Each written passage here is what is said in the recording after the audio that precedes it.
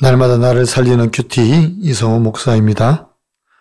오늘 큐티 본문은 예레미야 29장 15절에서 32절까지입니다. 하나님, 여호와의 말씀을 듣기를 원합니다. 말씀해 주시옵소서. 듣겠습니다.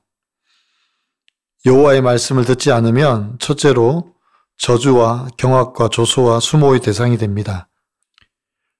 바벨론에 포로로 끌려간 사람들 일부가 그들 가운데 일어나 선지자들이 있다고 말하고 있습니다. 그리고 이들은 포로 생활이 곧 끝날 것이라는 거짓 희망을 전파했습니다.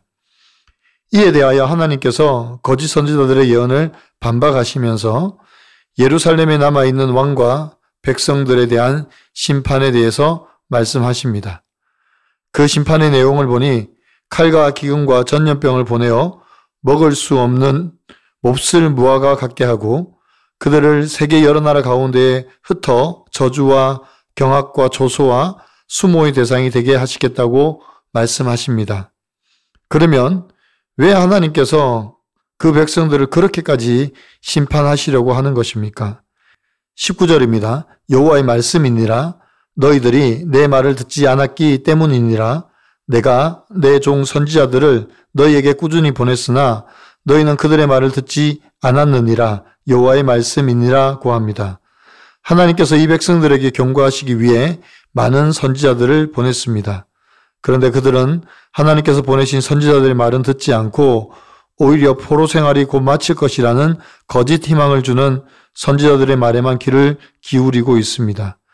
하나님께서 보내신 선지자들의 말이 곧 하나님의 말씀인데 그것을 듣지 않았기 때문에 그들에게 심판을 보내신다고 말씀하고 계십니다. 하나님께서 거짓 선지자 아합과 시드기야에 대한 구체적인 심판을 선포하십니다. 그들은 바벨론 왕에 의해 처형될 것이며 그들의 이름은 저주의 대명사가 될 것이라고 말씀하십니다. 이들은 단순히 거짓을 말했을 뿐만 아니라 간음을 행하며 이웃의 아내와 불륜을 저질렀습니다. 이것은 곧 영적인 간음, 우상 숭배와 육체적인 간음 모두를 범한 것입니다. 거짓 선지자들은 하나님의 마음을 전하는 것이 아니라 사람의 마음을 빼앗으려고 합니다. 그래서 그들은 듣기에 좋은 말로 사람들을 미혹합니다. 뿐만 아니라 백성들의 것을 속여 빼앗고 영적으로 타락하게끔 만듭니다.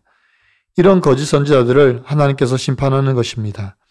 또한 이런 선지자들을 따르는 왕과 백성들도 하나님께서 심판하시겠다고 말씀하시고 계십니다.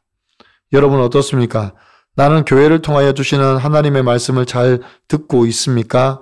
듣기 싫다면 이유가 무엇입니까? 유튜브나 SNS를 통하여 듣는 강의와 설교를 교회를 통하여 듣는 말씀보다 더 신뢰하지는 않습니까? 잘못된 말씀이 나의 신앙을 망칠 수 있음을 인정하십니까? 여호와의 말씀을 듣지 않으면 둘째로 심판을 받아 공동체에서 끊어지게 됩니다.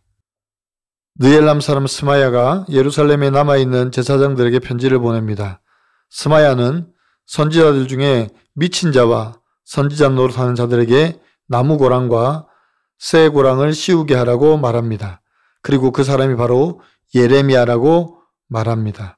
왜냐하면 예레미야가 포로로 잡혀간 자들을 향하여 예언한 내용을 가지고 예레미야를 미쳤다고 말하고 있습니다. 어제 말씀에서 예레미야가 포로로 잡혀간 자들에게 거기서 집을 짓고 텃밭을 갖고 열매를 맺고 결혼을 하고 자녀를 낳고 자녀들에게 아내를 주어 자녀를 낳게 해서 번성하고 줄어들지 말라고 했습니다. 이것이 하나님께서 보낸 메시지인데 스마야는 이것이 거짓이고 예레미야가 미쳤다고 책망하라고 말합니다. 스바냐를 통하여 예레미야가 스마야의 글을 들을 때에 하나님께서 예레미야를 통해 말씀하셨습니다. 내가 그를 보내지 않았다. 그는 너희에게 거짓을 예언하고 믿게 한 것이다. 라고 하셨습니다. 32절입니다. 그러므로 여호와께서 이같이 말씀하시니라. 보라, 내가 느헤람 사람 스마야와 그의 자손을 벌하리니 그가 나 여호와께 패역한 말을 하였기 때문에 이 백성 중에 살아남을 그의 자손이 하나도 없을 것이라. 내가 내 백성에게 행하려 하는 복된 일을 그가 보지 못하리라 하셨느니라. 이것은 여호와의 말씀이니라. 하나님께서 스마야와 그의 자손에게 벌하시고 살아남을 그의 자손들이 하나도 없을 것이라고 말씀하십니다. 공동체를 무너뜨리는 작은 거짓에 귀를 기울이지 말아야 합니다. 서로를 모함하고 헐뜯는 속삭임에 우리의 마음을 빼앗기면 금세 우리도 그 사람처럼 서로를 비난하고 비판하게 됩니다. 그러나 하나님의 말씀으로 잘 무장한 사람들은 이런 속임과 거짓, 비난의 말에 요동치 않습니다. 오히려 하나님께서 이런 자들을 심판하셔서 공동체에서 끊어지게 하십니다. 적용 질문입니다. 나는 누군가를 고발한 적이 있습니까? 반대로 고발을 당한 적이 있습니까? 공동체를 허무는 작은 거짓과 속임에 나는 어떻게 반응합니까? 별거라는 완전한 멸망의 때가 찾아오고 나서야 내 열심과 불신결혼, 돈 우상을 내려놓고 이제는 하나님의 때에 가정이 회복되기를 간절히 소망한다는 한 성도님의 큐티인 묵상 간증입니다. 저희 가족은 아버지의 사업 실패로 많은 빚을 지고 사채업자를 피해 뿔뿔이 흩어져 살다가 결국 아버지는 경제사범으로 감옥에 가셨고 저는 결혼한 누나 집에 얹혀 살다가 매형의 인도로 교회를 다니게 되었습니다. 하나님이 멸망한 땅과 같은 환경에 놓인 저를 위해 선지자 같은 매형을 보내 위로하신 것입니다. 그러던 어느 날 사채업자가 제가 다니던 대학원에 찾아와 행패를 부렸습니다. 그 바람에 저는 졸지에 저주와 경악과 조소와 수모의 대상이 되었습니다. 설상가상으로 연대보증을 섰다는 이유로 제가 아버지의 빚을 대신 갚아야 했습니다. 그때 저는 아버지가 원망스럽고 억울하기만 할 뿐 이 모든 일이 말씀을 듣지 않는 저를 구원하시려는 하나님의 계획임을 몰랐습니다.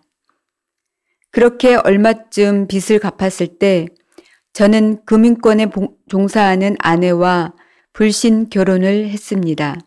이후 얼마 안 가 아내는 학벌과 돈이 있어 보이는 제 겉모습에 속아 결혼한 것을 후회했으나 저는 되레 돈 없는 게 되냐고 따지며 아내와 매일 싸우고 교회도 나가지 않았고 결혼한 지 3년 만에 아내와 별거했습니다. 그렇게 포로의 때를 보내게 된 저는 다시 교회에 나가 말씀을 들었습니다. 그리고 이 모든 고난이 저의 불신 결혼과 돈 우상 때문임을 깨달았습니다. 그런데 금방 끝날 줄 알았던 별거 생활은 지금까지 11년째 이어져 현재 바벨론 땅에서 혼자 밭을 일구며 지내고 있습니다. 별거라는 완전한 멸망의 때가 찾아오고 나서야 내 열심과 돈 우상을 내려놓게 되었습니다. 또 작년부터는 교회 청년부 교사로 섬기면서 반 아이들에게 말씀을 전하고 있습니다. 부부 갈등으로 아들을 보지 못해서 그런지 모든 아이가 제 자식같이 여겨집니다. 하나님의 때에 가정이 회복되고 하나님이 행하실 복된 일을 보게 되길 소망합니다. 저의 적용은 청소년부 반 아이들과 아들의 구원을 위해 자기 전에 기도하겠습니다. 아들에게 연락해서 하나님의 말씀을 꾸준히 전하겠습니다. 입니다. 이 시대는 말씀의 홍수 시대입니다. 그러나 홍수가 나면 정작 마실 물이 없습니다. 이스라엘이 바벨론 포로 가운데도 하나님께서 보내신 선지자들의 말을 듣지 않고 오히려 거짓 선지자들의 말만 들으려고 하고 있습니다. 아합과 마아세야 그리고 스마야 같은 거짓 선지자들이 일어나 형통을 말하고 거짓을 말합니다. 그리고 선지자들을 고발합니다.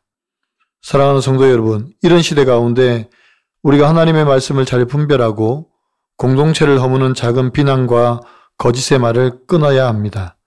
오늘도 하나님의 말씀을 잘 분별하여 공동체를 든든히 세워가는 저와 여러분의 삶이 되기를 간절히 축원합니다.